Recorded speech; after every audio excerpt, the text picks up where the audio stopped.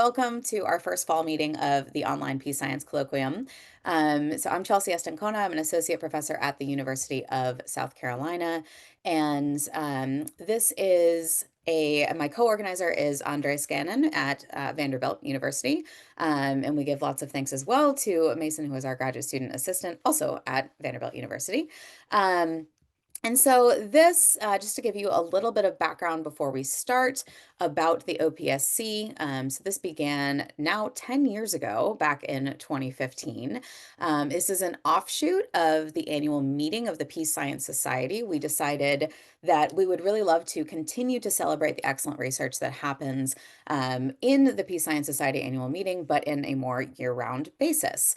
So you can find additional information at the Peace Science website, which is available via the University of North Texas. And there is, I believe, also still an outstanding X account where we put out, I guess we still call them tweets, I'm not sure.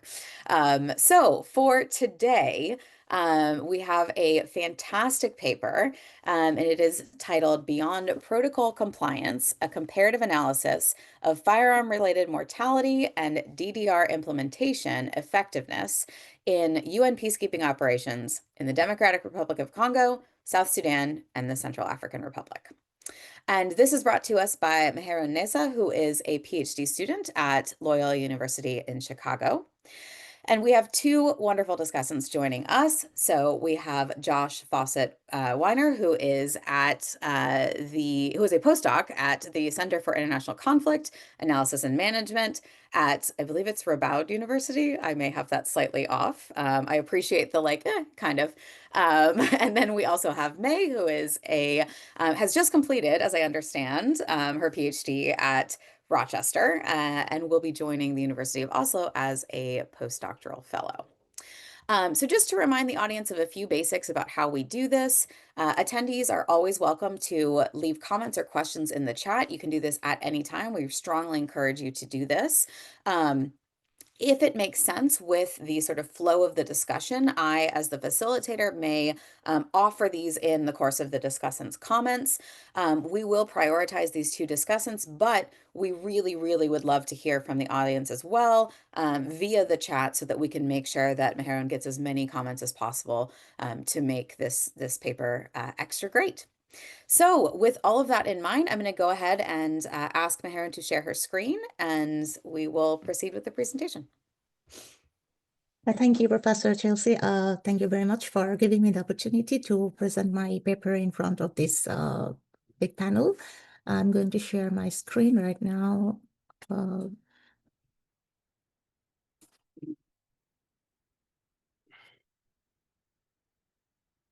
Is this okay? Can you see the slides? Okay, fine.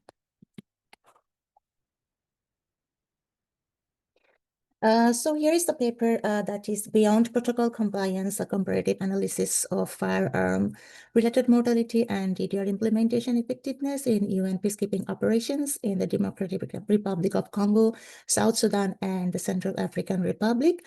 This is Meherun from Loyola University, Chicago. I'm just a PhD student right now. I have not completed my coursework yet. I'm going through the coursework. And this paper is basically in a very initial stage. Kind of zero draft or draft one. So I would like to have comments on any aspects of this paper, like the theoretical framework or methodology or any sort of comments I would welcome. I have not used any specific theoretical framework here, as long as it's a kind of exploratory research to see whether the firearm-related deaths or mortality rates are connected to any sort of policy frameworks are there, what are the global initiatives are there, what are the local initiatives are there, and whether there is any integration among these local and global initiatives, what are the gaps and what can be done to do that, to remove these obstacles. So that as a background of the study, what we have found, or we can see that firearm proliferation and mortality rates present a critical transnational security challenges nowadays, and it is not a new problem. It's actually going over the years. And as per the Washington University research, there are 688 people daily die from firearm violence. And this is not a regional problem. This is a very, very global problem. And if we go through the statistics by the United Nations, then we can see that African continent reports the highest homicide rates globally. And American countries are actually ranked second in firearm-related homicides. So as long as it's a global problem, so it needs a global solution, there is no doubt. At the global level, we can see there is a firearm protocol in 2001 that was established. And the UN peacekeeping operations also applying some DDR initiatives, but that is not exclusively for the firearm-related issue. It has a number of issues. And firearm-related aspect is one of the other issues of DDR initiatives. So the purpose of or this paper actually assumes that there should be a coordination or integration among this global protocol and also the initiatives applying locally in the DDR regions. So first of all, we have to know what is the firearm protocol and what is the DDR initiatives are there. The Firearm Protocol is basically established in 2001 against the illicit manufacturing of and trafficking in firearms adopted in 2001, and it controlling actually legal weapons proliferation. It includes that any type of firearm can be illegal if it fails to meet the legal requirements for manufacturing, transfer, modification, or possession as defined by national laws implementing the protocol, and is a supplement to the United Nations Convention Against Transnational Organized Crime. It establishes comprehensive guidelines for preventing and combating illicit firearms manufacturing and trafficking while promoting cooperation among member states.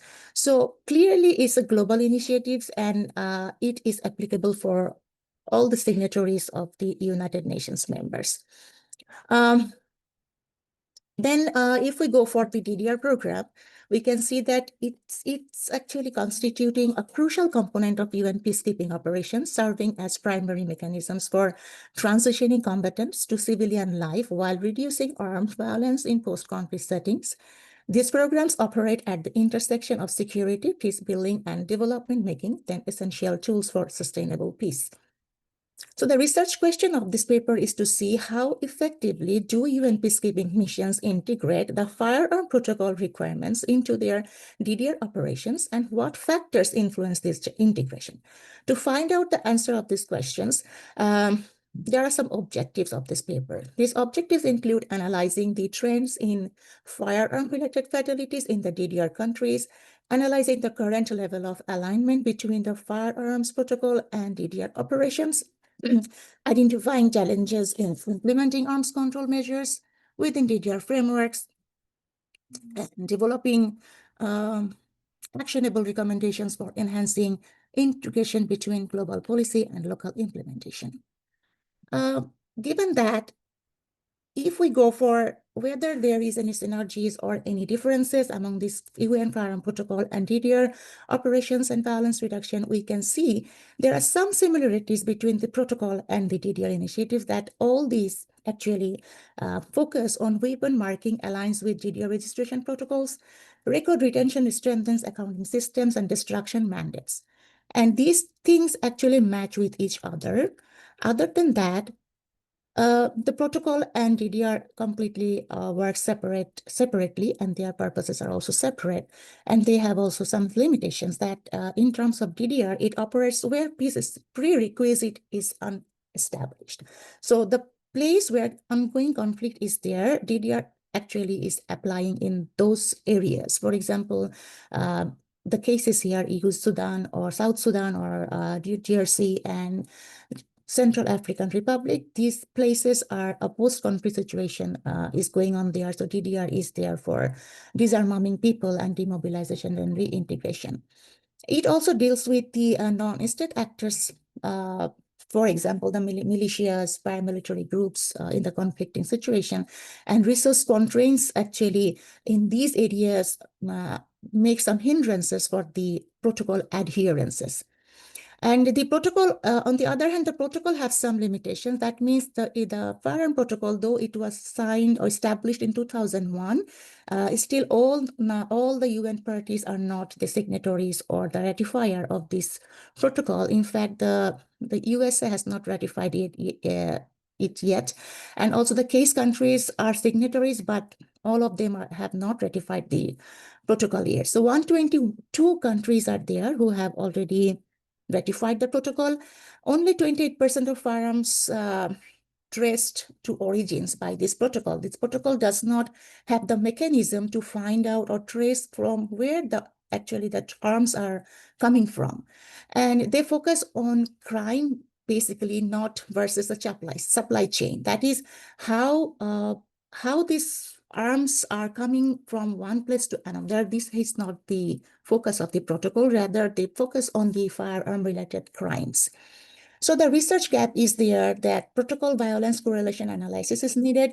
Border dynamics impact on trafficking is actually need to be researched, and DDR effectiveness in varying environments are also needed to be seen. So, excuse me. Post-conflict patterns here is that violence escalates after peace accords. So when the research actually was conducted, I have seen that in most of the cases in the DDR places or the post-conflict situation, the violence escalates after peace accords have also been signed, and 60% of global small arms held by civilians. Effective disarmament requires comprehensive security sector reforms.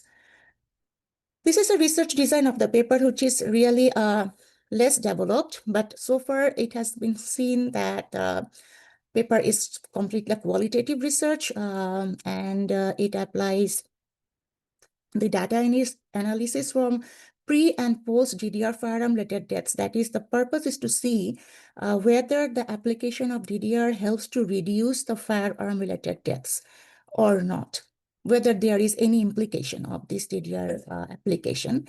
And the deaths are categorized in 4 ways based on the availability of information. That is homicides, firearm-related homicides, firearm-related conflict deaths, legal interventions, and violent conflicts. Here are the case studies, as I have already said, that the 3 case studies: Democratic Republic of Congo, where the United Nations Organization Stabilization Force in the Democratic Republic of Congo is MONUSCO, peacekeeping operation is going on. And South Sudan, that is United Nations mission in South Sudan, UNMISS, is going on. And in Central African Republic, the mission's name is United Nations Multi-Dimensional Integrated Stabilization Mission. And the information here is collected from 2004 to 21 based on the starting and the ongoing period of the peacekeeping missions in those areas. Here in this paper, the example of USA is used repeatedly in some points because we have seen that USA has a significant challenge of gun violence, we all know. And there are some similarities between the African continent's reality and US's reality, though there are some also differences. But the common thing is they have parallel border challenges. In terms of USA, interested firearm trafficking mirrors international border issues in African cases. Both struggle with jurisdictional boundaries enabling weapon movement. And there are some critical data comparison based on the arms holdings by the civilians and the military or the police forces.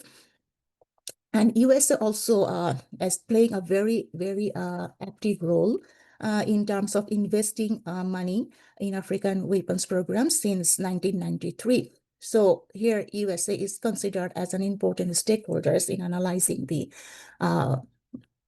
issues of this paper.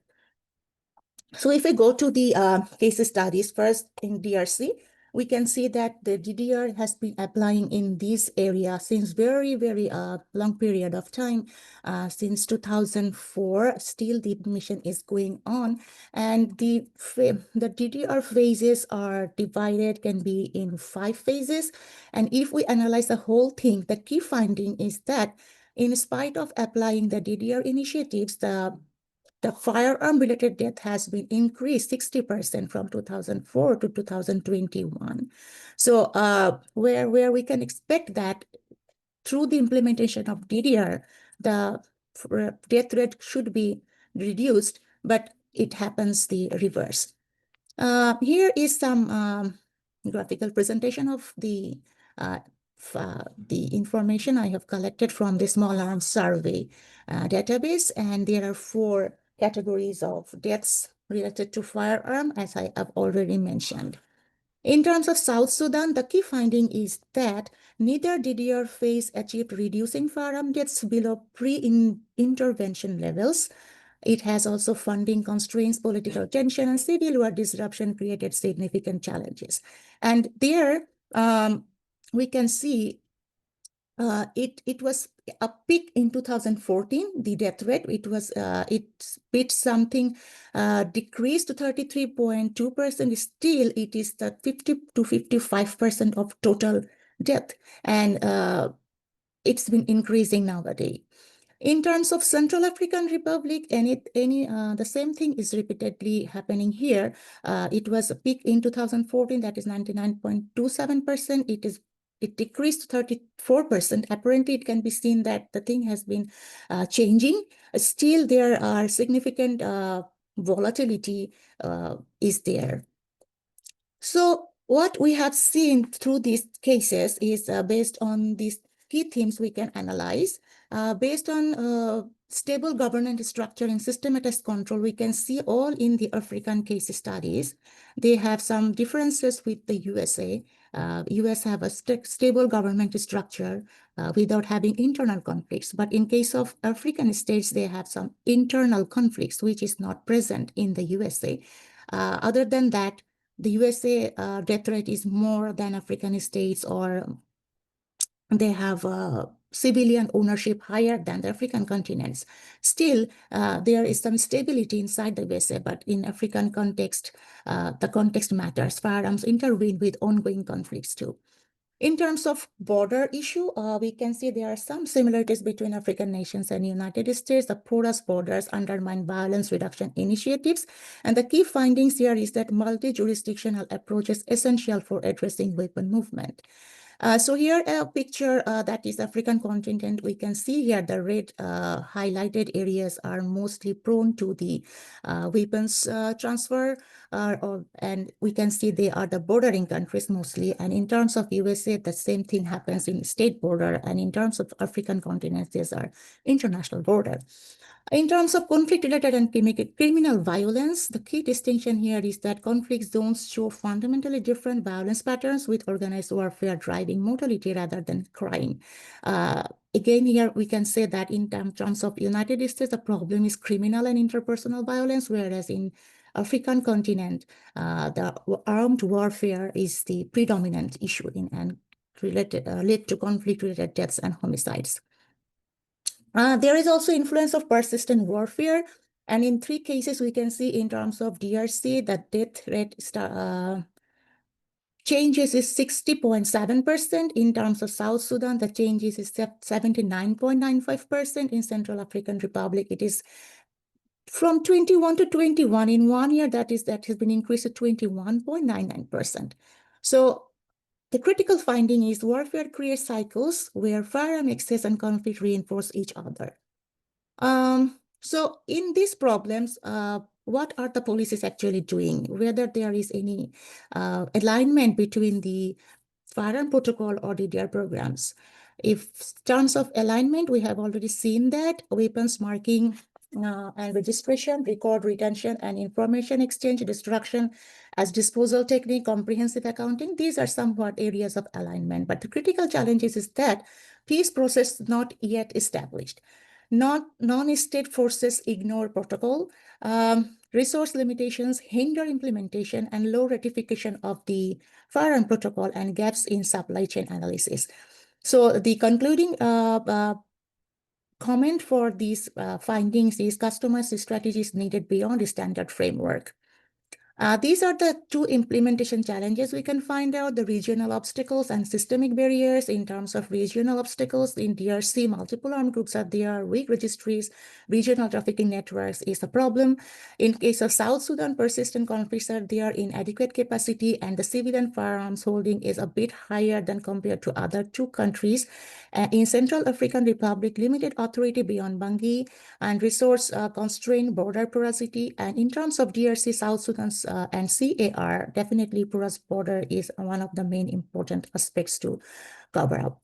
In terms of systemic barrier, we can see the inadequate institutional capacity for firearm protocol execution, preamble borders enabling cross-border arms trafficking, insufficient resources for sustainable DDR initiatives, and policy inconsistencies despite U.S. investment. We have seen that U.S. already, as per 1993, that U.S. invests a number of financial support to these African nations. So in concluding remarks, we can see that the key findings of this paper is the gap between policy and practice, that is disparity between global frameworks and local execution. There is persistent violence, elevated firearm deaths despite DDR initiatives, and definitely adaptation is needed. UN Firearm Protocol requires local context modifications. The critical enhancement required that includes the enhanced cross-border cooperation mechanism, increased investment in local institution capacity, sustainable funding for long-term reintegration, and adaptable implementation guidelines. To put forward, we can see that reconcile international policy with local implementation, challenges through augmented resources, coordination, and contextually aware strategies. As a whole, we can say in a nutshell that the UN Firearm Protocol and DDR, there should be some connection or integration.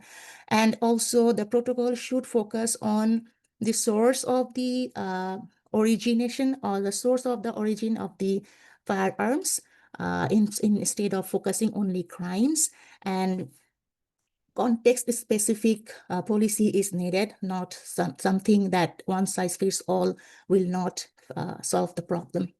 So that's all from me. Thank you. Wonderful. Thank you, Meherun. That was, I learned a lot already from this. So we are going to go into discussant comments. So go ahead, take it away, Josh. Great. Thank you so much. And thank you for this really interesting paper. I think I haven't seen much, maybe it's my own blind spot, but I haven't seen much work on firearms-related deaths in post-conflict cases that, assemble like this really interesting array of evidence. So that's really neat. It's really cool to see you kind of doing that sort of work, or to see more of that kind of work. I guess my first broader kind of question is, and it's partially related to maybe what you're most interested in doing with this paper or how it relates to your other projects, is why look at firearms deaths in conflict-affected states through the lens of UN peacekeeping operation DDR programs? I think motivating the paper around like a clear empirical puzzle would be helpful here. I mean, I could envision kind of a framing a broader question around the factors influencing firearms deaths in conflict, post-conflict states, or something about the effectiveness of DDR programs more generally. I'm not sure why these two kind of line up in this particular example, or necessarily what that gets you by bringing these two together, and I'll kind of circle back to that in a second. Because I think a baseline question I have here is, how much would we have expected the UN Firearms Protocol and the UN DDR programs to work a priori? And I think, given, and you highlight a lot of these challenges, so given the many challenges of reducing violence in states that have experienced civil conflict, the enforcement issues, of international agreements, and just the prevalence of guns in conflict-affected areas in a lot of these states, I think my expectation is that these programs would not be particularly effective or particularly successful. And I think that's kind of what you see, relatedly, this question of scale, right? These are really large civil conflicts, um, and which is something you highlight, I think, well in the paper. But really, what's the scale of the UNDR programs in each place that we would expect to kind of move the needle on these really long-running, pretty violent civil wars? I think kind of moving more to the results and the data that you show. So maybe splitting up the figures a little bit and kind of showing in a broader axis would be able to see this. But the takeaway that I got from your paper is that these DDR programs didn't really reduce firearms related deaths. Um, and maybe they would have been worse had DDR been absent. I certainly take that point that there's that kind of unknowable counterfactual there, of course. Um, but I think I would want a little more information and theory or projection about how much or the extent to which we would expect um, that's where they would have been had these programs not been there, if that's the angle you kind of want to go. Um, a lot of the rates of violence look quite stable over time, and unfortunately high. There are certainly some peaks and things like that, but a lot of it looks quite stable. I was wondering if you could look subnationally, especially if there was a staggered rollout of UN deployments to different areas to allow for better comparisons. Some other work and papers look at even like some of the UN patrol routes and all manner of things to kind of dig a little bit deeper. So that you might be able to see local variation that's not visible or that's obstructed when it's aggregated at the national level. Um, I think um, methodologically, um, right now, I think I sort of there's like the beginnings of a really neat or really cool mixed methods paper because you have some larger descriptive data. It combines UN documents and sort of all manner of things, and I think there's a really nice way that can be triangulated to get at what you want to get at and to have it work really really well. Something that would, I think, help the reader kind of follow along through that is maybe adding clearer links or signposts for the reader between kind of the theory, which is, I think, a bit thin right now. I would kind of expand that a fair bit.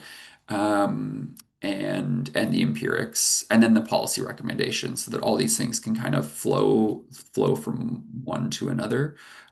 Because right now I'm not sure some of the links between the theory and the empirics could be developed more, and then that also influences the policy recommendations that you're sort of able to make and able to connect nicely to the papers. Right now, I don't know if those policy recommendations really flow from the results of the paper.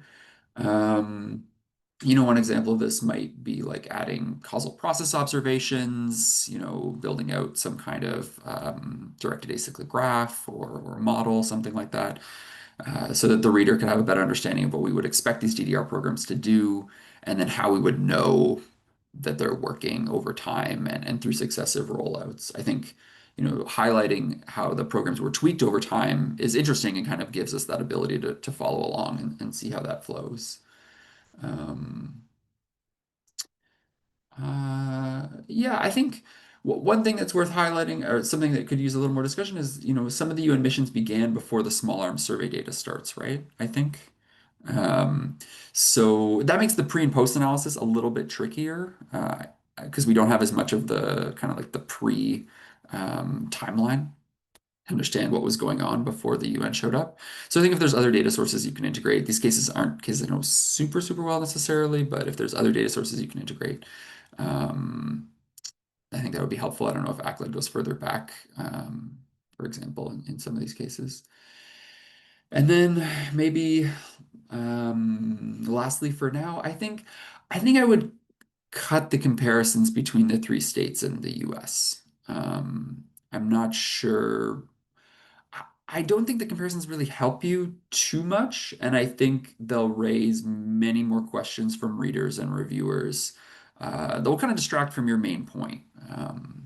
So, I think it's an interesting idea thinking about US states as having porous borders the way international states in a lot of conflict affected areas with low state capacity have porous borders. But I don't know that the processes by which people kind of cross borders and firearms are tracked kind of all line up there. I think they're driven by really different processes, and since it's not really armed conflict that's driving gun violence in the US, we wouldn't expect maybe all the same dynamics to kind of work as in those other cases. So yeah, more to say. Happy to send more comments by email and all that. But yeah, thank you for this really interesting paper. Okay, thank you, Josh. Moving on to May. Okay, thank you so much for inviting me as a discussant, and thanks for the presentation. And I think Joshua has already done a very good job bringing up several points that I wanted to make. So I think this paper offers an interesting and valuable examination of UN peacekeeping effectiveness by analyzing the micro-level implementation of peacekeeping initiatives in 3 African countries that have gone through very long and severe civil wars. And the focus on how broad peacekeeping mandates translate into local level outcomes, I think addresses an important and timely question, and the paper has significant potential to contribute to the literature on peacekeeping effectiveness. And I had 2 main reactions after reading the paper, which I think Joshua had already more or less mentioned. So first, after reading the introduction and the abstract, I expected the central research question to be why UN peacekeeping is effective in reducing firearm-related mortality in some civil wars, but not in others. And accordingly, I expected the analysis to compare the 3 African cases in terms of both the design of their respective peacekeeping operations, and which is an independent variable, and the changes in firearm-related mortality following the deployment, which is an dependent variable. And such a structure would help identify the key factors contributing to the success of peacekeeping in reducing violence. But I think how the paper proceeds is kind of different from my expectation. So section 6 does provide some useful country-specific discussions of peacekeeping operations and mortality trends. But section 7 shifts focus to a comparison between the US and the 3 African countries. And the main empirical conclusion seems to be that peacekeeping in the 3 African countries is equally ineffective in reducing firearm-related deaths, and that even with peacekeeping deployment, their firearm mortality rates remain higher than those observed in the United States. It seems to me that this conclusion does not fully address the question of why peacekeeping may be ineffective in achieving its goals. The comparison between the US and African countries introduces too many confounding factors that make it difficult to isolate the effects of peacekeeping itself. Civil war is one important confounding factors. Peacekeeping missions were deployed precisely because these countries were experiencing civil wars. So the higher firearm-related mortality rates may actually reflect the impact of civil wars rather than the ineffectiveness of peacekeeping operations. We cannot say peacekeeping is ineffective because African countries still have a higher mortality rate. They are expected to have a higher mortality rate because they went through civil wars. So we cannot determine the effectiveness of peacekeeping based on comparison with the US, who has never experienced civil wars. To determine whether peacekeeping is effective, we need to think about what would have happened if peacekeeping were absent in those 3 countries or in similar countries that have gone through civil wars. So to better explain variation in peacekeeping effectiveness, I think it might be more informative to examine cases where you think peacekeeping has been effective in reducing firearm-related mortality rate, and compare them with the 3 African cases discussed in this paper, which you think peacekeeping is ineffective. Identifying what distinguishes more successful missions from less successful ones would help clarify the mechanisms through which peacekeeping influences the trajectory of post-conflict recovery and development. So it will have some theoretical, the paper will be able to make some theoretical arguments by identifying mechanisms through which peacekeeping might be effective in reducing violence. And possible factors to consider include differences in mandate objective, troop composition, post-government cooperation, or post-conflict conditions in the home country. So I think there are 2 questions that worth thinking. So first, it seems that the conclusion you derive is peacekeeping is ineffective in reducing firearm-related violence. But I kind of doubt this conclusion because comparison with the US might not be a valid evidence to show that peacekeeping is ineffective in reducing firearm-related violence. So the first question to think about is whether peacekeeping operations are effective or not. And to draw a conclusion, we need to compare cases where peacekeeping is absent, like in similar countries that also have experienced civil wars. So we need comparison between two groups of countries, and one group that see peacekeeping deployment and the other one does not see peacekeeping deployment. And the treatment is the deployment of peacekeeping, and all other factors should be held constant. So the ideal control group would be similar African countries that have gone through civil wars, but did not see peacekeeping operations deployed on their territory. And I think this better helps us answer the question of whether peacekeeping is effective or not.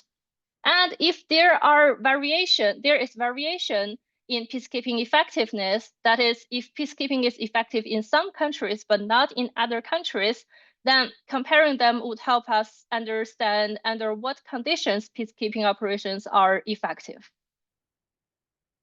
And the second point I want to make, which has already mentioned by both Joshua and Paul, the audience that we have who brought up his points in the chat. So the second point is that I was unsure why we should expect peacekeeping operations to reduce firearm-related mortality. So peacekeeping missions are usually deployed to achieve specific objectives, and it is not clear that reducing firearm-related deaths is an explicit or primary goal across all missions.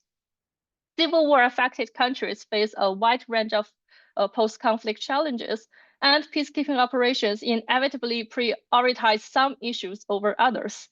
Peacekeepers are often expected to create buffer zones between combatants, to supervise disarmament and demobilization, to address rebel groups, as mentioned by Paul, to monitor elections, or to prevent the recurrence of civil wars.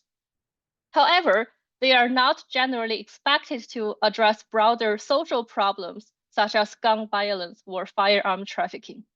So given this, I expected a more detailed discussion of the specific 3 peacekeeping operations in the African countries that you mentioned, particularly their core mandates, whether they explicitly sought to reduce firearm-related mortality, the mechanisms through which such goals were to be pursued, and the resources allocated and the challenges encountered in implementation. I understand that you talk about these dimensions regarding the broader DDR initiative, but I was curious about the comparison of the 3 specific missions that you mentioned. So to what extent do they prioritize reducing firearm-related violence, or do they equally focus on reducing the firearm-related violence? And it would be difficult to evaluate peacekeeping effectiveness if the missions were not designed to directly target firearm-related violence. And finally, I think the paper could engage more extensively with the scholarly literature on what defines peacekeeping effectiveness and what explains variation in success and failures across missions. And doing so would clarify the paper's theoretical contribution and specify how it adds to existing understanding of peacekeeping outcomes. I look at the reference list and found that the current references rely heavily on official UN or US sources. But if you want to publish this paper in an academic journal, then it's important to incorporate some key academic works on peacekeeping, which would strengthen the analytical grounding and situate the argument more firmly within the existing peacekeeping literature. And work by Paige Fortna, Lisa Hartman, and Liz Howard might be good starting points. And they all have books on what determines the effectiveness of peacekeeping or potential consequences it might cause. And that's all I have for the presentation. And thank you so much. Yeah. Okay, thank you, May. So before we turn back over to Meherun to give some answers, I do just want to read Paul's comment in the chat because those who are watching this later wouldn't be able to see that. So he says, DDR elements in UN peace operations generally deal with rebel forces, organized militias, and the like. You correctly note that a high percentage of arms ownerships come from civilians. The arms protocol might impact the latter group, but UN peacekeeping generally will not unless there is an accompanying SSR provision that reestablishes local police and security capacity. So this has been touched on by our discussants as well. And so, Meherun, if you would love to, or if you would like to engage with some of those comments or even perhaps raise additional questions, now is your chance. Thank you so much for the two discussions. These are really very, very good, excellent comments. And I was expecting this kind of comments because, as I said, the work is in a very initial stage. My purpose is to find out whether there is any international initiative to handle with this firearm-related death issue, because I was going through a course that is on firearm violence that is focused on the USA aspect. That gun violence is a very, very significant problem in these USA, and what are the issues, what are the concerns, and so on. But there was no content or any literature related to the international initiative, because the problem is not very vibrant in the USA only. Rather, some other countries of this world is suffering from this problem, especially the countries I have used as a case study in this research. So my purpose was to see what are the international initiatives, whether there is any, and if there is any initiative, what is its implementation process, and whether it is working actively or not. If it doesn't have any active participation or active implementation, then what are the problems? Then I find out the UN Firearm Protocol, and to see that whether there is any narrow application, but I don't find any linkage among these peacekeeping operations or firearm protocol or something like that. But in these conflict-prone areas or post-conflict areas, peacekeeping operation is there. Definitely, it doesn't have any specific responsibility to reduce the firearm-related death, but the peacekeeping operation, we expect that it should brings the countries in a situation where a bit of peaceful situation must be going on. But instead of reducing the conflict, instead of reducing the crisis situation, the conflict is actually increasing, and that firearm mortality death is another extra issue that has increased the conflict more. So whether it's possible to handle this issue by these peacekeeping operations, and as long as DDR is there, so DDR has an aspect of disarmament. So if the disarmament is done properly, then might be this arm-related death might be reduced. So this sort of things of thinking was in my mind, and to that purpose, I was just looking for some literature and finding out a relevant research question or to investigate what is actually happening worldwide. So your comments, if I sum up all these comments, that theoretical framework, yes, it lacks theoretical framework, which I already told that I am looking for a good theoretical framework to justify this study, and the independent variable and dependent variable. Apparently, it can be seen that the firearm mortality death should be the DV, and implement and the intervention of UN intervention or DDR or firearm protocol should be the independent variable. It was not mentioned in the paper clearly, but apparently it can be seen that I maybe find out a correlation between these two. So and also about the USA issue, it may not seem that compatible with this research, but again, I can say that USA has been used here to see what is the common reason, whether it is a domestic problem, whether it is a global problem, what is the common reason behind this. And I have found that the porosity of border is one of the important aspects which is applicable for both USA and the African continents, but the realities are different, the reasons are different. Different context is here. So as long as different contexts are present here, so the protocol may not be applicable equally for all the states.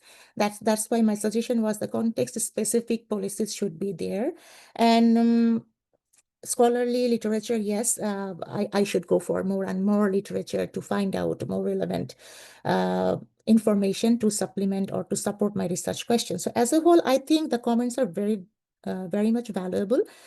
So my question here is, if I go for the mixed method and there should be a quantitative analysis and qualitative analysis. Qualitative is already there, case studies. But in terms of quantitative analysis, what kind of model or what kind of analysis do you think that would be more preferable or useful for this study?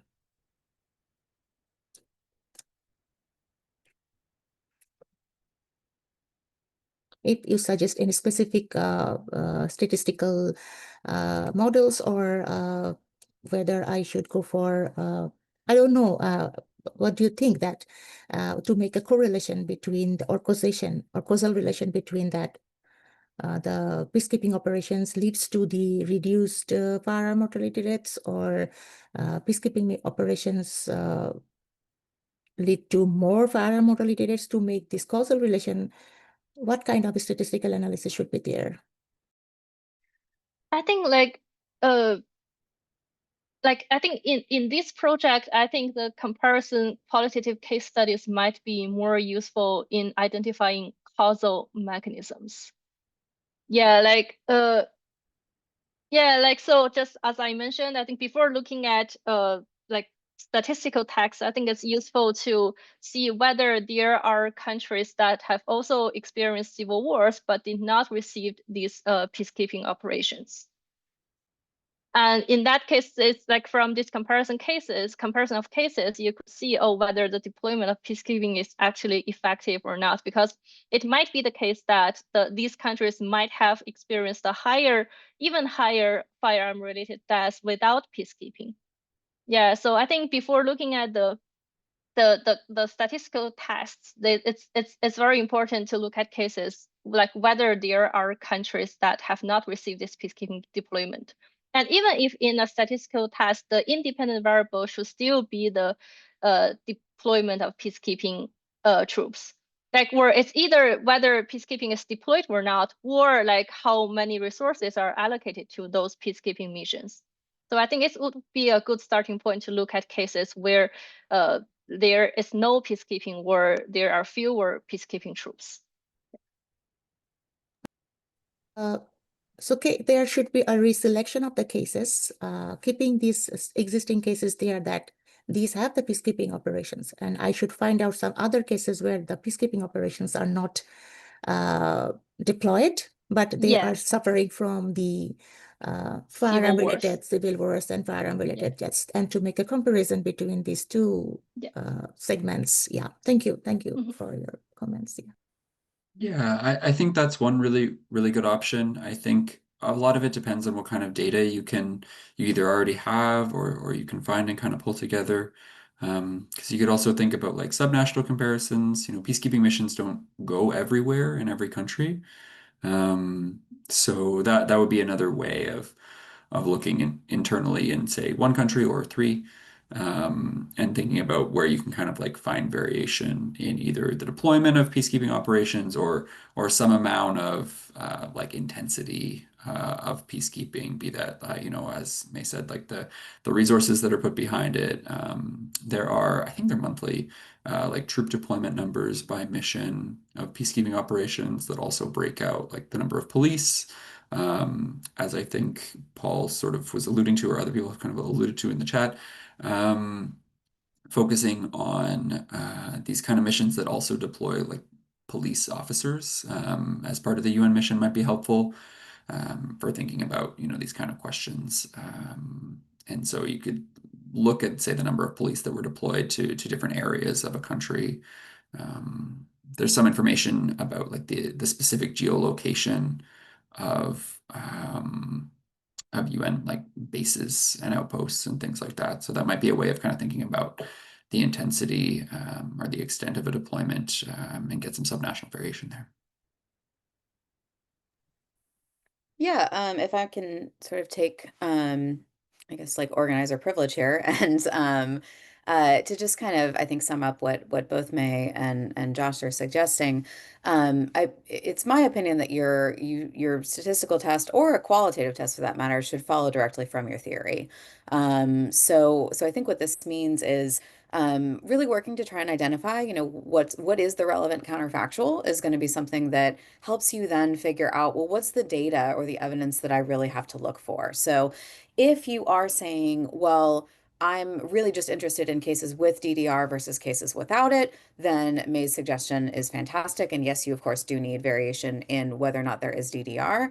But leaning in a little bit more to Josh's suggestion, there may be either subnational things or qualities of the DDR program, whether it's the mandate, whether it's the resources available, whether it's um, the location. You mentioned a lot about the necessity of thinking about borders, like do any of these DDR programs locate themselves close to borders, et cetera, right? So I think that that requires continuing with the great work that you're already doing to really dig into what are the qualities going on in these conflict-ridden societies. Another possibility, just something that, or rather something else that I'd love to see you consider is like what's the nature of the market emerging for illicit firearms in the post-conflict period? This can happen obviously like in the conflict period itself, but then certainly in the post-conflict period, because I think this may matter as far as what is, to the extent that DDR can combat firearm, whether it's sales or like flow of firearms. So saying it maybe does, maybe doesn't.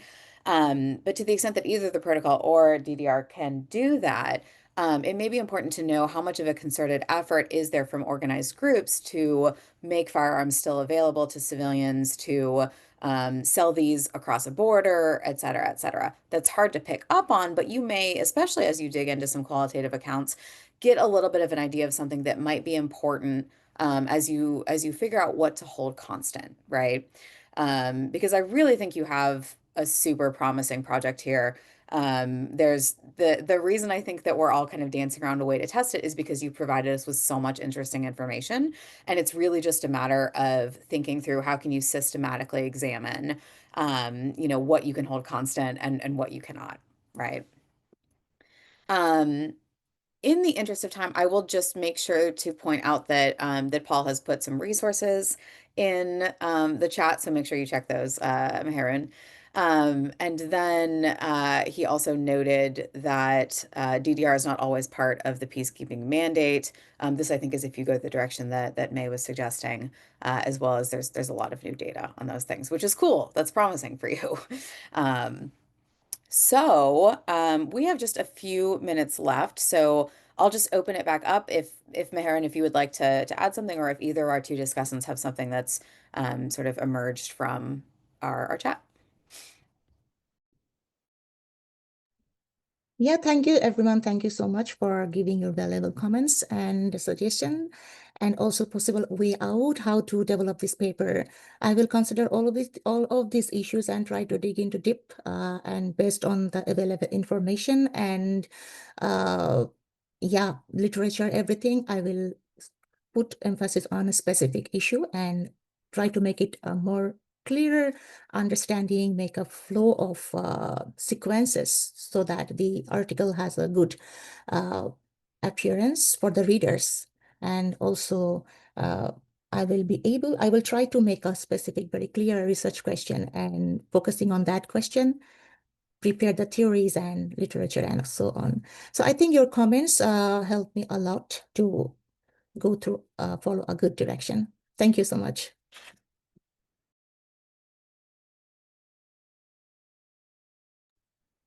Thank you very much as well, Meherun. Just checking, do either of you, Josh or May, have anything that you want to add? Totally fine if not, just making sure I don't. Okay, okay, great. All right, so we'll go ahead and we will wrap up then. And one last thing I wanted to mention, Meherun, is we do love to encourage like policy relevant and policy accessible work, of course, in this sphere as well.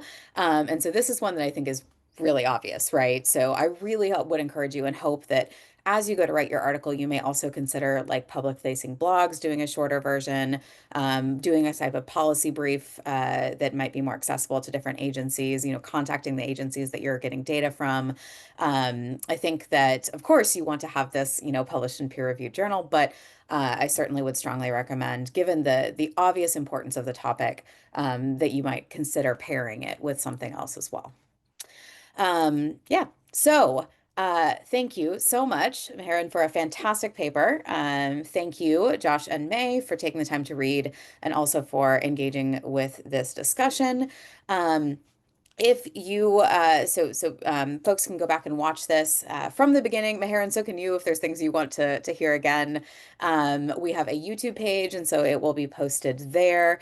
And then similarly, if you are watching this later and you have watched this on the YouTube page, you may feel free to provide comments to Meherun as you watch and you think about the paper. So that is all for us. I believe we will have another OPSC next week, so something to look forward to.